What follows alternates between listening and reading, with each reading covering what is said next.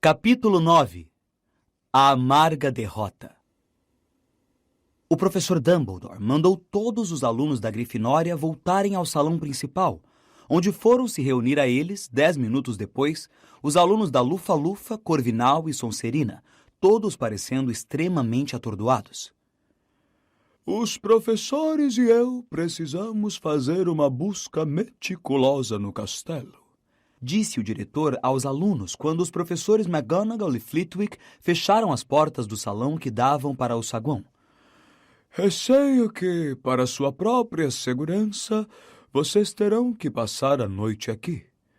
Quero que os monitores montem guardas nas saídas para o saguão e vou encarregar o monitor e a monitora-chefes de cuidarem disso. Eles devem me informar imediatamente qualquer perturbação que haja, acrescentou Dumbledore, dirigindo-se a Percy, que assumiu um ar de enorme orgulho e importância. Mande um dos fantasmas me avisar. O professor Dumbledore parou quando ia deixando o salão e disse: Sim, vocês vão precisar. Com um gesto displicente da varinha, as longas mesas se deslocaram para junto das paredes, e com um outro toque, o chão ficou coberto por centenas de fofos sacos de dormir de cor roxa. Durmam bem, disse o professor Dumbledore, fechando a porta ao passar. O salão imediatamente começou a zumbir com as vozes excitadas dos alunos. Os da Grifinória contavam ao resto da escola o que acabara de acontecer. Todos dentro dos sacos de dormir! Gritou Percy. Andem logo e chega de conversa. As luzes vão ser apagadas dentro de 10 minutos. Vamos, gente, disse Rony a Harry e Hermione. E eles apanharam 3 sacos de dormir e os arrastaram para um canto. Vocês acham que Black ainda está no castelo? Cochichou Hermione, ansiosa. É óbvio que Dumbledore acha que ele ainda pode estar, respondeu Rony. É uma sorte ele ter escolhido esta noite, sabem? Comentou Hermione quando entravam completamente vestidos nos sacos de dormir e apoiavam o corpo nos cotovelos para conversar. A única noite em que não estávamos na torre. Calculo que ele tenha perdido a noção do tempo, já que está fugindo, disse Rony.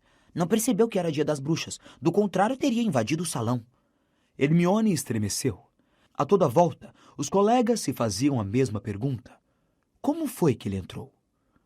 Vai ver, ele sabe aparatar, sugeriu uma aluna da Corvinal próxima. Aparece de repente, sabe, sem ninguém ver de onde.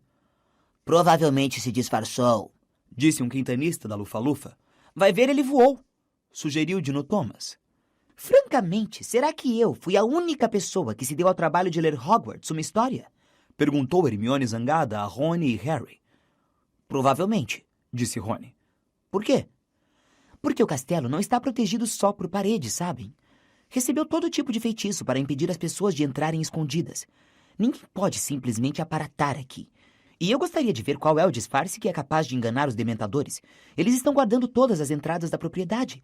Teriam visto se Black entrasse voando. E Filch conhece todas as passagens secretas. E os funcionários terão coberto todas... As luzes vão ser apagadas agora, anunciou Percy. Quero todo mundo dentro dos sacos de dormir de boca calada. Todas as velas se apagaram ao mesmo tempo. A única luz agora vinha dos fantasmas prateados, que flutuavam no ar em sérias conversas com os monitores, e do teto encantado, que reproduzia o céu estrelado lá fora. Com isso e mais os sussurros que continuavam a encher o salão, Harry se sentia como se estivesse dormindo ao ar livre, tocado por um vento suave. De hora em hora, um professor aparecia no salão para verificar se estava tudo calmo.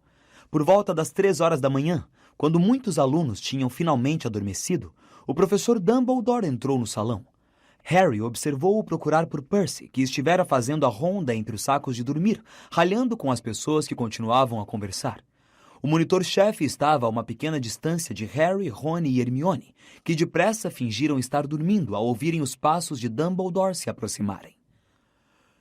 Algum sinal dele, professor? Perguntou Percy num cochicho. Não. Está tudo bem aqui?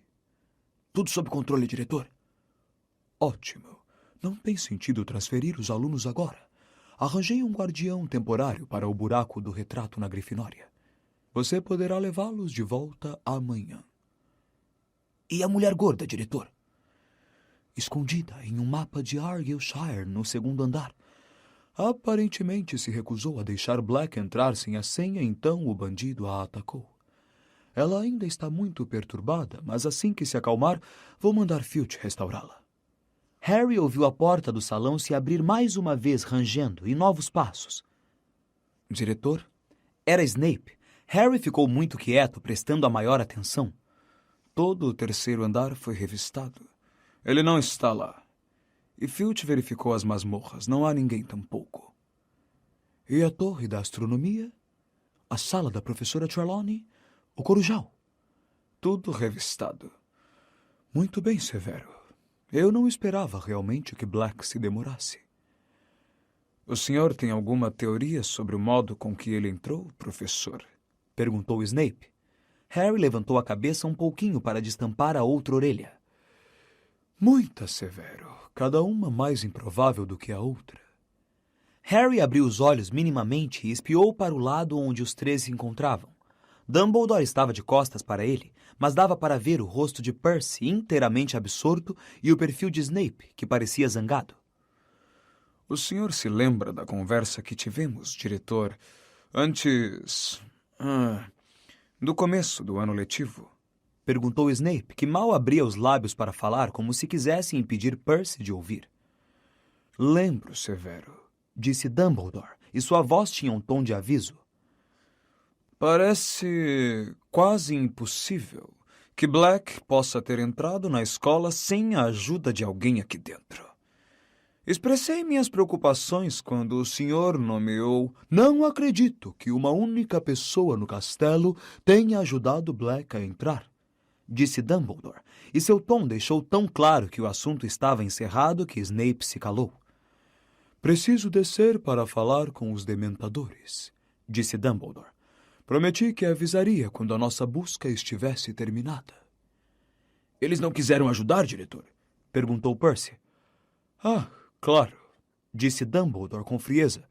Mas receio que nenhum dementador irá cruzar a soleira deste castelo enquanto eu for diretor. Percy pareceu ligeiramente desconcertado. Dumbledore saiu do salão rápida e silenciosamente. Snape continuou parado por um instante, observando o diretor com uma expressão de profundo rancor no rosto. Em seguida, também saiu. Harry olhou de esguelha para Rony e Hermione. Os dois também tinham os olhos abertos, nos quais se refletia o teto estrelado. De que é que eles estavam falando? Perguntou Rony, apenas com um movimento dos lábios. Nos dias que se seguiram, não se falou de mais nada na escola, senão de Sirius Black. As teorias sobre o modo com que Black entrara no castelo se tornaram mais e mais delirantes. Anna Abbott, da Lufa-Lufa, passou a maior parte da aula conjunta de herbologia, contando para quem quisesse ouvir que Black era capaz de se transformar em um arbusto florido. A tela rasgada da mulher gorda fora retirada da parede e substituída pela pintura de Sir Cadogan e seu gordo pônei cinzento. Ninguém ficou muito feliz com a troca. O cavaleiro passava metade do tempo desafiando os garotos a duelar e no tempo restante inventava senhas ridiculamente complicadas, que ele trocava no mínimo 2 vezes por dia. Ele é completamente doido, protestou Seamus Finnegan, aborrecido com Percy. Será que não podia nos dar outro? Nenhum dos outros quadros quis o lugar, disse Percy. Se assustaram com o que aconteceu com a mulher gorda. Sir Cadogan foi o único que teve coragem suficiente para se voluntariar. O cavaleiro, porém, era a menor das preocupações de Harry. Ele agora estava sendo vigiado de perto. Os professores procuravam desculpas para acompanhá-lo quando ele andava pelos corredores, e Percy Weasley, agindo suspeitava Harry por ordem da mãe, seguia-o a toda parte como um cão de guarda extremamente pomposo. Para completar, a professora Minerva chamou Harry à sua sala, com uma expressão tão sombria no rosto que o garoto achou que alguém devia ter morrido. Não adianta lhe esconder isso por mais tempo, Potter, começou ela em tom muito sério. Sei que vai ser um choque para você, mas Sirius Black... Eu sei, está querendo me pegar, disse Harry cansado. Ouvi o pai de Rony contar à senhora Weasley. O Sr. Weasley trabalha para o Ministério da Magia. A professora pareceu muito espantada. Encarou Harry por um instante e em seguida falou. Entendo. Bem, neste caso, Potter, você vai compreender por que não acho uma boa ideia você treinar quadribol à noite. Lá fora no campo, só com os outros jogadores, é muito exposto, Potter. O nosso primeiro jogo é agora no sábado, exclamou Harry, indignado. Preciso treinar, professora. Minerva mirou-o com muita atenção. Harry conhecia o grande interesse da professora pelas perspectivas da equipe da Grifinória. Afinal, fora ela que o recomendara como apanhador para início de conversa. Por isso, aguardou, prendendo a respiração. A professora Minerva se levantou e contemplou pela janela o campo de quadribol, quase invisível na chuva. Bem, Deus sabe que eu gostaria de nos ver ganhando finalmente a taça. Mas mesmo assim, Potter, eu ficaria mais satisfeita se um professor estivesse presente. Vou pedir a Madame Hooch para supervisionar os seus treinos. O tempo foi piorando dia a dia à medida que a primeira partida de quadribol se aproximava. Sem desanimar, a equipe da Grifinória treinava com mais vigor que nunca sob o olhar vigilante de Madame Hooch. Então, no último treino antes do jogo de sábado, Olivia Wood deu ao time uma notícia indesejável. Não vamos jogar com Sonserina, disse aos companheiros, parecendo muito zangado.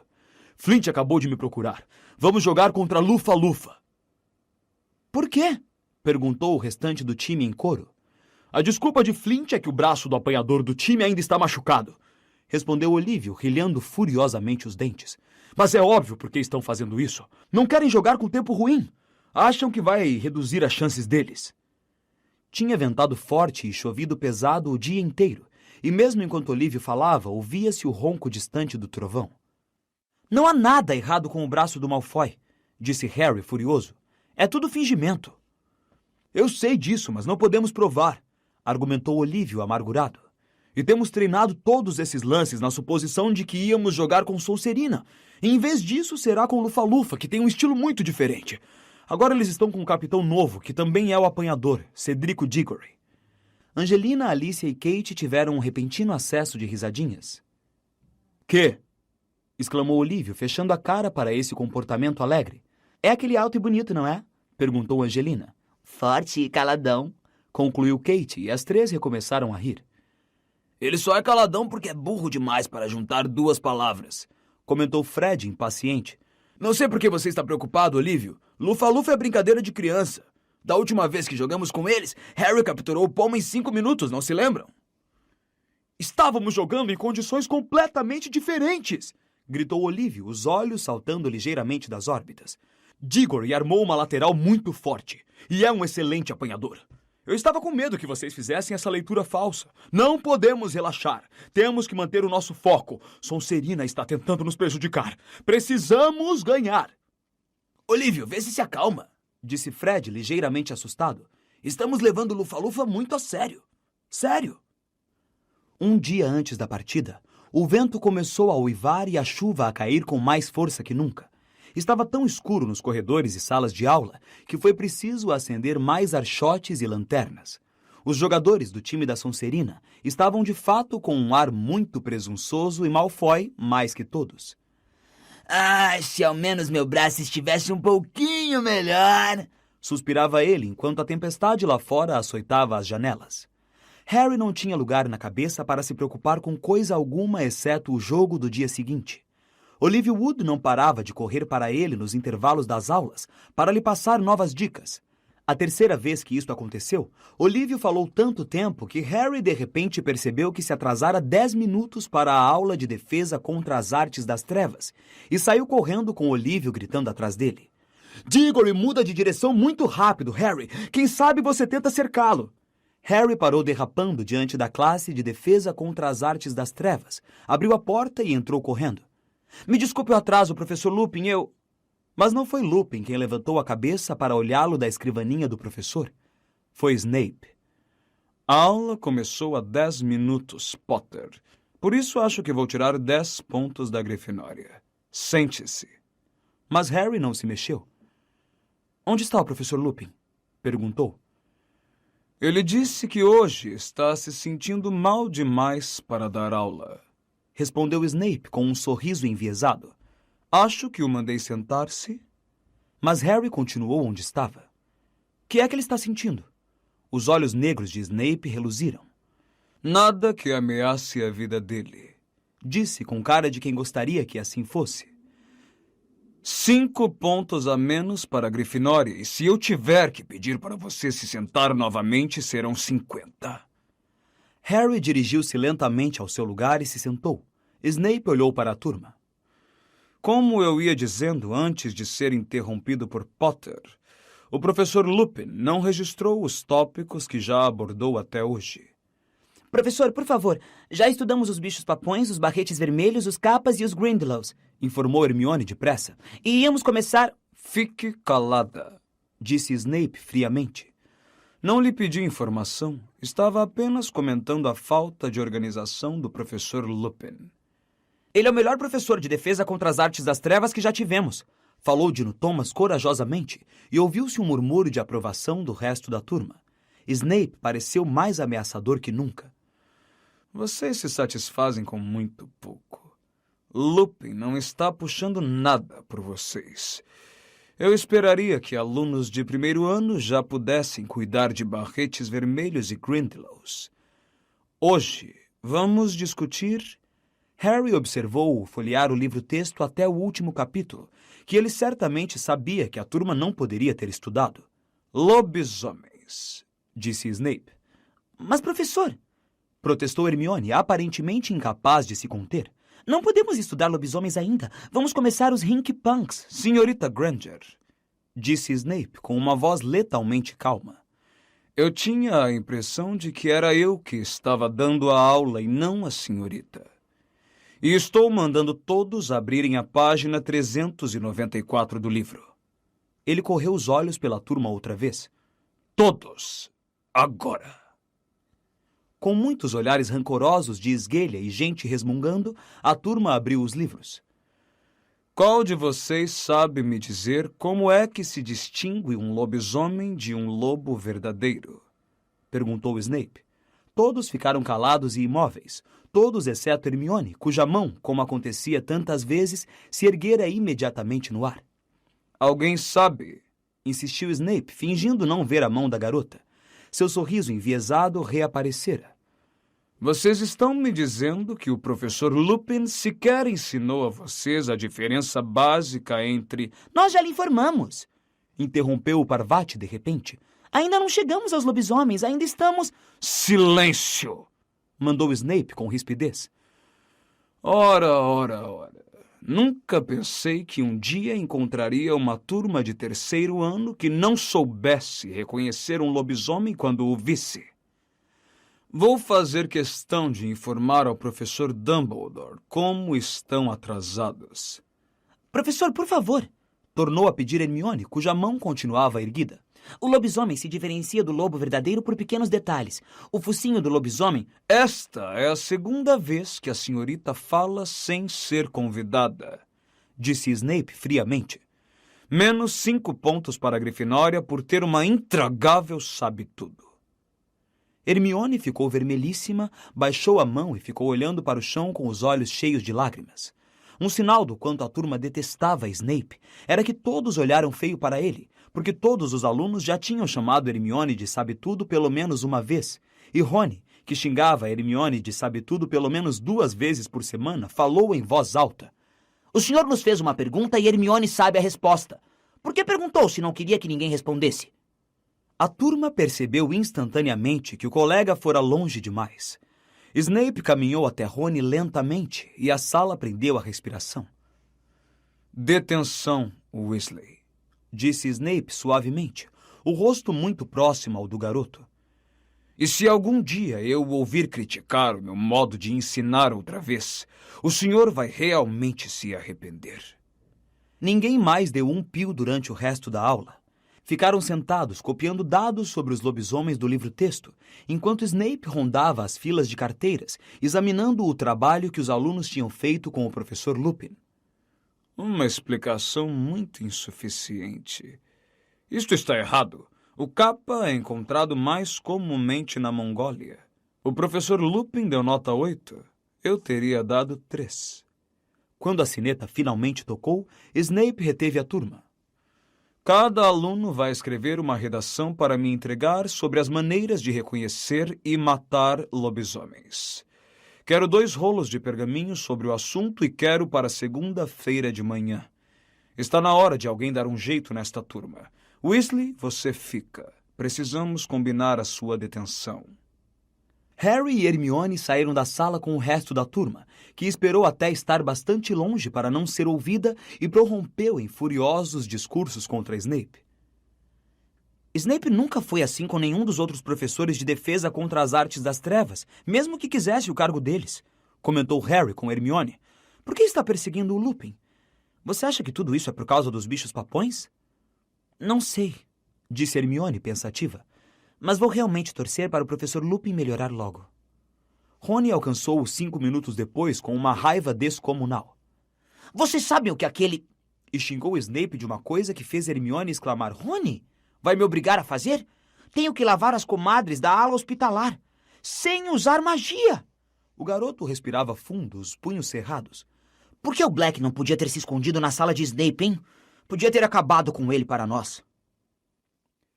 Harry acordou extremamente cedo na manhã seguinte, tão cedo que ainda estava escuro. Por um momento, pensou que tinha sido acordado pelos rugidos do vento. Então, sentiu uma brisa gelada na nuca e sentou-se na cama de um salto. Pirraça, o poltergeist, andara flutuando ao lado dele, soprando com força em seu ouvido. Para que você fez isso? Perguntou Harry, furioso. Pirraça encheu as bochechas de ar, soprou com força e disparou de costas para fora do dormitório, dando gargalhadas. Harry tateou procurando o despertador e olhou para o mostrador. Eram 4:30. Amaldiçoando Pirraça, ele se virou e tentou voltar a dormir, mas era muito difícil, agora que estava acordado, não dar atenção à trovoada que roncava no céu, ao vento que fustigava com violência as paredes do castelo e às árvores que rangiam ao longe na floresta proibida. Dentro de algumas horas, ele estaria lá fora, no campo de quadribol, enfrentando a tempestade. Por fim, ele perdeu as esperanças de voltar a dormir, se levantou e se vestiu, apanhou a Nimbus 2000 e saiu silenciosamente do dormitório. Quando abriu a porta, alguma coisa passou roçando por sua perna. Ele se abaixou bem a tempo de agarrar Bichento pela ponta do grosso rabo e arrastá-lo para fora. Sabe, acho que Rony tem razão sobre você, disse Harry, desconfiado a Bichento. Há uma quantidade de ratos no castelo, vá caçá-los. Anda! Acrescentou o garoto, empurrando Bichento com o pé para fazê-lo descer a escada. Deixa o Perebas em paz. O ruído da tempestade era ainda mais alto na sala comunal. Harry sabia que não adiantava imaginar que a partida seria cancelada. As disputas de quadribol não eram desmarcadas por ninharias como trovoadas. Ainda assim, ele estava começando a se sentir apreensivo. Olívio lhe apontara Cedrico Diggory no corredor. O garoto era aluno do 5º ano e muito maior do que Harry. Os apanhadores geralmente eram leves e velozes, mas o peso de Diggory seria uma vantagem com um tempo desses, porque seria menor a probabilidade do apanhador ser tirado de curso. Harry matou as horas até amanhecer diante da lareira, levantando-se de vez em quando para impedir Bichento de tornar a subir escondido a escada para o dormitório dos garotos. Finalmente, ele calculou que já devia ser hora do café da manhã, então se dirigiu sozinho ao buraco do retrato. Pare e lute, seu cão sarnento! Berrou Sir Cadogan. Ai, cala essa boca! Bocejou Harry. Ele se reanimou um pouco com uma grande tigela de mingau de aveia, e no momento em que começou a comer torradas, o restante da equipe aparecera no salão. Vai ser uma partida dura, comentou Olívio, que não queria comer nada. Pare de se preocupar, Olívio, disse Alicia para tranquilizá-lo. Não vamos derreter com uma chuvinha à toa. Era muitíssimo mais do que uma chuvinha. Mas tal era a popularidade do quadribol que a escola inteira apareceu para assistir à partida como sempre. Os jogadores, no entanto, desceram os jardins em direção ao campo, as cabeças curvadas contra a ferocidade do vento, os guarda-chuvas arrancados de suas mãos. Pouco antes de entrar no vestiário, Harry viu Malfoy, Crabbe e Goyle, rindo e apontando para ele, protegidos por um enorme guarda-chuva a caminho do estádio. O time vestiu o uniforme escarlate e aguardou o discurso de Olívio que antecedia as partidas, mas não houve discurso. O capitão tentou falar várias vezes, fez um ruído esquisito de quem engole, depois sacudiu a cabeça desalentado e fez sinal para os companheiros o seguirem. O vento estava tão forte que eles entraram em campo cambaleando para os lados. Se os espectadores estavam aplaudindo, os aplausos eram abafados por novos roncos de trovão. A chuva batia nos óculos de Harry. Como é que ele ia enxergar o pomo desse jeito? Os jogadores da Lufa-Lufa se aproximavam pelo lado oposto do campo, usando vestes amarelo canário. Os capitães foram ao encontro um do outro e se apertaram as mãos. Diggory sorriu para Wood, Mas este agora não conseguia abrir a boca. Parecia estar sofrendo de tétano e fez um mero aceno com a cabeça. Harry viu a boca de Madame Hooch formar as palavras "montem em suas vassouras". Ele puxou o pé direito pingando lama e passou-o por cima de sua Nimbus 2000. Madame Hooch levou o apito à boca e soprou, um som agudo e distante, e a partida começou. Harry subiu depressa, mas o vento puxava sua Nimbus ligeiramente para o lado. Ele a segurou o mais firme que pôde e deu uma guinada, apertando os olhos contra a chuva. 5 minutos depois, estava molhado até os ossos e enregelado. Mal conseguia ver os companheiros de equipe e muito menos o minúsculo pomo. Voou para frente e para trás, cruzando o campo e deixando pelo caminho vultos difusos, vermelhos e amarelos, sem ter a menor ideia do que estava acontecendo no resto da partida. Não conseguia ouvir os comentários por causa do vento. Os espectadores se ocultavam sob um mar de capas e guarda-chuvas arrebentados. 2 vezes, Harry esteve muito perto de ser derrubado por um balaço. Seus óculos estavam tão embaçados pela chuva que ele não os vira se aproximar. Harry perdeu a noção do tempo. Tinha cada vez maior dificuldade de se manter aprumado na vassoura. O céu escurecia como se a noite tivesse decidido chegar mais cedo. 2 vezes, Harry quase colidiu com outro jogador, sem saber se era um companheiro de equipe ou um oponente. Todos agora estavam tão encharcados e a chuva tão grossa que ele mal conseguia distinguir alguém. Com o primeiro relâmpago, ouviu-se o som do apito de Madame Hooch. Harry conseguiu mal e mal discernir através da chuva os contornos de Olívio, que fazia sinal para ele pousar. O time inteiro enfiou os pés na lama. Eu pedi tempo! Berrou Olívio para o seu time. Venham até aqui embaixo! Os jogadores se agruparam na borda do campo, debaixo de um grande guarda-chuva. Harry tirou os óculos e enxugou-os apressado nas vestes. Qual é o placar? Estamos 50 pontos na frente, informou Olívio. Mas a não ser que capturemos logo o pomo, vamos jogar noite adentro. Não tem a menor chance com isso aqui, disse Harry exasperado, agitando os óculos. Naquele exato instante, Hermione apareceu do lado dele. Segurava a capa por cima da cabeça e, inexplicavelmente, tinha um largo sorriso no rosto. Tenho uma ideia, Harry! Me dá seus óculos, depressa! O garoto entregou os óculos, e enquanto o time observava espantado, Hermione deu uma pancadinha neles com a varinha e disse: Impérvios! Pronto! Disse, devolvendo os óculos a Harry. Isto vai repelir a água. Wood fez cara de quem seria capaz de beijá-la. Genial! Gritou rouco para a garota que desapareceu no meio dos espectadores. Muito bem, time! Agora vamos arrebentar! O feitiço de Hermione resolvera o problema. Harry ainda estava insensível de tanto frio, ainda mais molhado do que jamais estivera na vida, mas conseguia ver. Cheio de renovada determinação, ele impeliu a vassoura pelo ar turbulento, espiando para todos os lados à procura do pomo, evitando um balaço, mergulhando por baixo de Diggory, que voava na direção oposta. Ouviu-se novamente o trovão, acompanhando um raio bifurcado. A partida estava ficando mais perigosa a cada minuto. Harry precisava chegar ao pomo depressa. Ele se virou, tencionando rumar para o centro do campo, mas naquele momento outro relâmpago iluminou as arquibancadas e Harry viu algo que o distraiu completamente. A silhueta de um enorme cão negro e peludo, claramente recortada contra o céu, imóvel na última fila de cadeiras vazias. As mãos dormentes de Harry escorregaram do cabo da vassoura e sua Nimbus afundou alguns palmos. Sacudindo a franja encharcada para longe da testa, ele tornou a apertar os olhos para ver as arquibancadas. O cão desaparecera. Harry! Ele ouviu a voz angustiada de Wood vinda das balizas da Grifinória. Harry, atrás de você!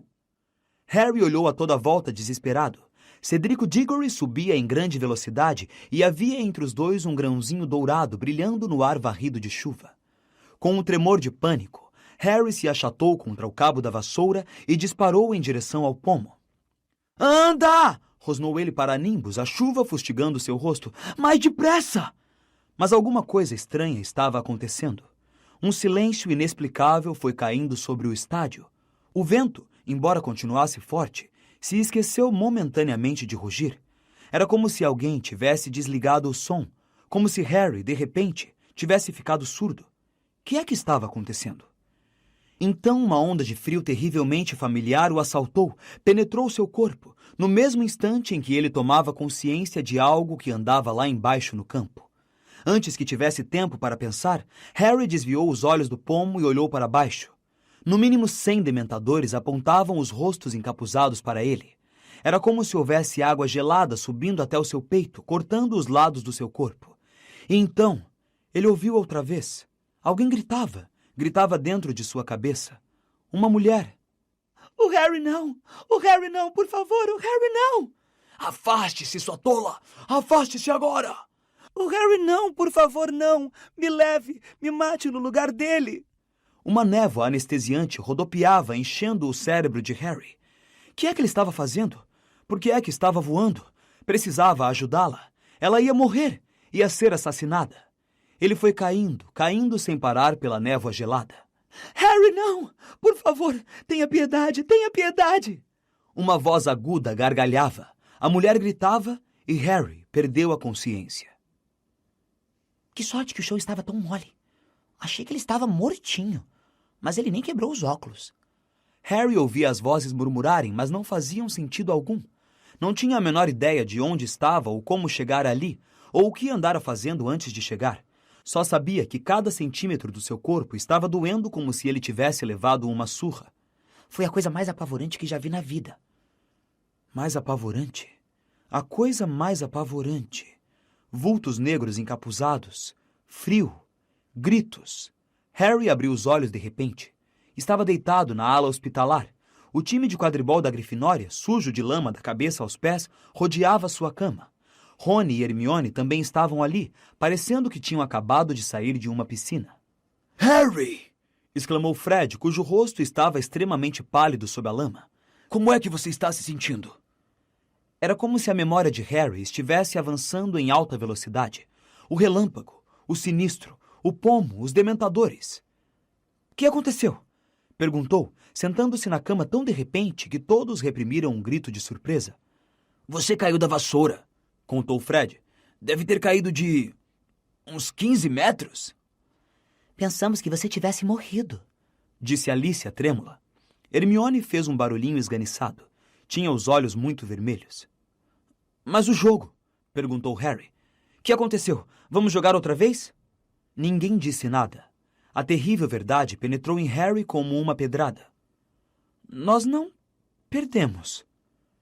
Diggory apanhou o pomo, informou George. Logo depois de você cair. Ele não percebeu o que tinha acontecido. Quando olhou para trás e viu você no chão, tentou paralisar o jogo. Queria um novo jogo, mas tiveram uma vitória justa. Até o Lívio admite isso. Onde está o Lívio? Perguntou Harry, percebendo subitamente a ausência do capitão do time. Ainda está no banho, respondeu Fred. Achamos que ele está tentando se afogar. Harry abaixou a cabeça até os joelhos, agarrando os cabelos com as mãos. Fred segurou-o pelos ombros e o sacudiu com força. Anda, Harry, você nunca perdeu o pomo antes. Tinha que haver uma primeira vez, disse George. Mas a coisa não terminou aqui, disse Fred. Perdemos por uma diferença de 100 pontos, certo? Então, se a Lufa-Lufa perder para Corvinal e vencermos Corvinal e Sonserina, Lufa-Lufa terá que perder no mínimo por 200 pontos, disse George. Mas se eles vencerem Corvinal, nem pensar, Corvinal é bom demais. Mas se Sonserina perder para Lufa-Lufa, tudo depende do número de pontos, uma margem de 100 pontos a mais ou a menos. Harry ficou deitado ali sem dizer uma palavra. Tinham perdido. Pela primeira vez na vida, ele perdera uma partida de quadribol. Passados mais ou menos uns 10 minutos, Madame Pomfrey veio dizer aos garotos que deixassem Harry em paz. A gente volta para ver você mais tarde, disse Fred. Não fique se martirizando, Harry. Você ainda é o melhor apanhador que já tivemos. O time saiu, largando lama pelo caminho. Madame Pomfrey fechou a porta depois que eles passaram, uma expressão de censura no rosto. Rony e Hermione se aproximaram mais da cama de Harry. Dumbledore ficou realmente furioso, contou Hermione com a voz trêmula. Nunca vi o diretor assim. Ele correu para o campo quando você começou a cair, agitou a varinha e você meio que desacelerou antes de bater no chão. Depois virou a varinha para os dementadores. Disparou uma coisa prateada contra eles. Os caras abandonaram o estádio na mesma hora. Ele ficou furioso que os dementadores tivessem entrado nos terrenos da escola. Ouvimos ele.